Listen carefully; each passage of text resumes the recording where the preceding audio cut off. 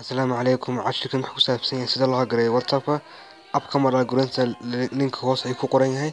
Markaad gurisid waxaad sameynaysaa abka taabsanaysaa link hoos ku soo qoraya waa sida loo gareeyo qof WhatsApp message loo akhriyo.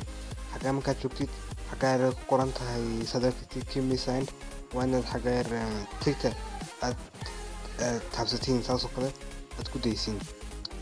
kadib waxaan sameynaa qof kale WhatsApp-kiisa ayaan furanaa. hadda waxaa sameynaysiin hoosaan in qofku inagoyn WhatsApp-kiisa taga. WhatsApp-kiisa markaad joogtiin waxaad WhatsApp-ka taabsada xagaa yara tushay category-ga taga kadibna waxaad tagaa settings-ka WhatsApp-ka taga kamarada yareen soo qabato waxa leediin horta marka hore okay baa leediin kadibna kamarada soo qabato ku qabta xagaa yara waxa yara madow koodhka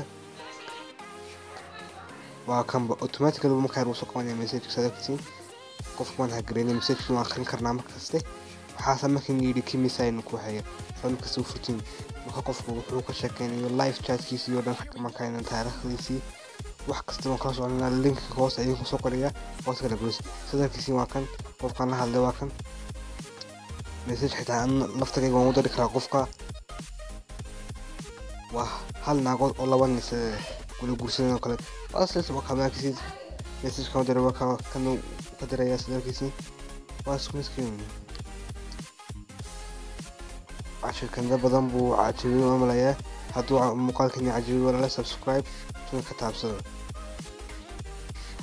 ادي ادو دمانتين ماسنتين واني فيزيكال تنبيه